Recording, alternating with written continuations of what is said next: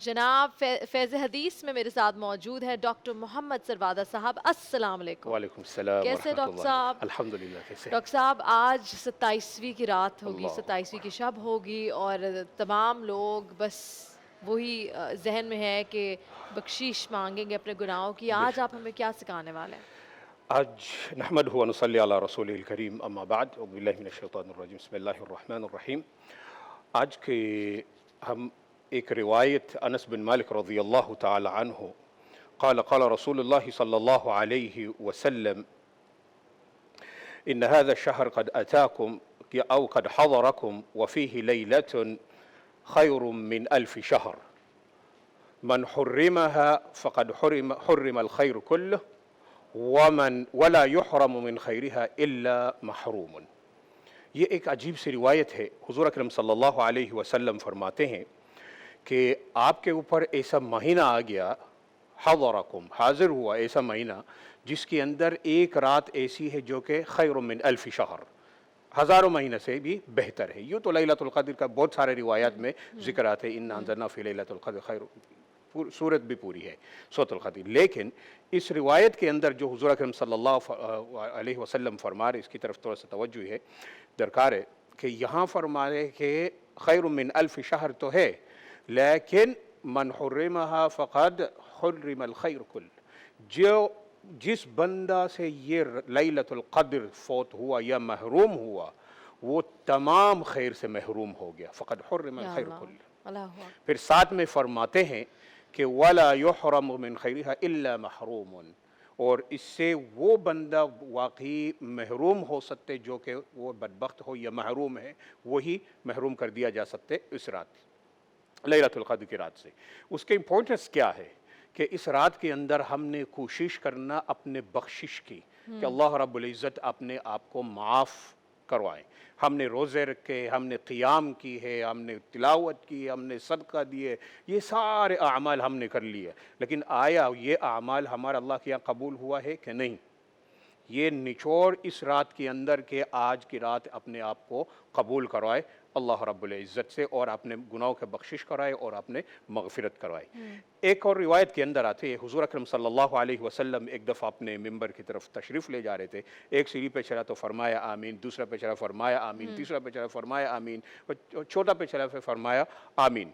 तो सहाबा इकराम पूछते कि या रसूल अल्लाह, आप अजीब मंज़र है आज कि हम देखते हैं आप चलते जा रहे हो और आमीन आमीन कहते जा रही, क्या है? फरमाया कि जिब्रील अलैहिस्सलातु वस्सलाम आया और मैं दुआएं करते गया और मैं उन दुआओं पे आमीन कहता गया। उन दुआओं के अंदर जो 4 दुआएं, उनमें से एक एक है, अगर मेरी ज़िक्र हो जाए, हुज़ूर अकरम सल्लल्लाहु अलैहि वसल्लम के तज़किरा हो जाए और जो सामिईन हो वो सल्लल्लाहु अलैहि वसल्लम दुरूद न पढ़े तो वो क्या है, उनके लिए बद्दुआ था। तो हुज़ूर अकरम सल्लल्लाहु अलैहि वसल्लम ने फरमाया आमीन। ये इंपॉर्टेंस है, हुज़ूर अकरम सल्लल्लाहु अलैहि वसल्लम का जब भी तज़किरा हो वहाँ पर सल्लल्लाहु अलैहि वसल्लम कहना। उसमें जो हमारे महल शाहिद डिस्कशन का जो है वो ये, जिसमें हुज़ूर अकरम सल्लल्लाहु अलैहि वसल्लम ने फरमाया कि अगर किसी के ऊपर रमज़ान का महीना आ जाए और उसके बख्शिश ना हो, माफ़ ना हो, यानी वो ख़ुद को अल्लाह रब्बुल इज़्ज़त के इस मुबारक महीने के अंदर अपने मग़फ़िरत ना कराए, ख़ुद को ना मनाए अल्लाह से, वो भी क्या है, उसके लिए भी बद्दुआ है। तो उस पर भी हुज़ूर अकरम सल्लल्लाहु अलैहि वसल्लम ने फरमाया कि आमीन। ये देखो बज़ाहिर हमें ऐसा लगता है जैसे हुज़ूर सल्लल्लाहु अलैहि वसल्लम ने फरमाया आमीन, ये, लेकिन ये बहुत इंपॉर्टेंस माने रखते हैं, ये अहमियत रखती है, क्योंकि हुज़ूर अकरम सल्लल्लाहु अलैहि वसल्लम के सीरत को अब हम तय्यबा को हम देखते हैं तो नबी करीम सल्लल्लाहु अलैहि वसल्लम के ऊपर बहुत सारा मराहिल आए, बहुत सारी तकलीफ़ें आए, यहाँ तक कि आप सल्लल्लाहु अलैहि वसल्लम को लहू लुहान कर दिया गया। बिल्कुल। जिब्रील अल अमीन तशरीफ़ लाते हैं, फ़रिश्ते तशरीफ़ लाते, कह रहे कि या रसूलल्लाह आप हुक्म दे तो हम इन पहाड़ों को आपस में यूँ टकराए कि ये लोग तबाह ख़त्म हो जाए। वहाँ हुज़ूर अकरम सल्लल्लाहु अलैहि वसल्लम ने नहीं फरमाया। लेकिन देखिएगा यहाँ इंसान के अपने अमाल के वजह से अगर ख़ुद अपने गफलत से ख़ुद को अल्लाह रब्बुल इज़्ज़त से नहीं मनाते हैं तो यहाँ हुज़ूर अकरम सल्लल्लाहु अलैहि वसल्लम ने फरमाया कि आमीन। देखिए वहाँ हुज़ूर अकरम सल्लल्लाहु अलैहि वसल्लम ने अपने ऊपर जो तकलीफ़ें हैं वो तो बर्दाश्त कर लिया, और ऐसे ही वो मतलब ये वो नहीं चाहते कि मेरी उम्मत के ऊपर कोई भी तकलीफ़ आ जाए, लेकिन अगर मेरी ही उम्मत खुद اپنے اوپر سے وہ تکلیفیں ہیں، وہ اللہ رب العزت کے یہاں اپنے آپ کو منانا نہیں چاہتے، تو پھر اس کے بارے میں کیا ہے؟ تو حضور اکرم صلی اللہ علیہ وسلم نے کیا فرمایا؟ آمین۔ صحیح بات ہے۔ تو یہ لیلۃ القدر کے اندر حضور اکرم صلی اللہ علیہ وسلم کی طرف کا اشارہ ہے، اور دوسرے احادیث کے اندر جیسا آتے ہیں کہ جب لیلۃ القدر آتی تھی یا آخری عشرہ کے اندر آتی تو حضور اکرم صلی اللہ علیہ وسلم فرمایا کہ ہے جد، کہ بہت کوشش کرتے تھے، مطلب جتنے عبادت پہلے سے کرتے ہوئے آ رہے ہیں اس سے ڈبل، اس سے بھی زیادہ ان آخری عشرہ کے اندر۔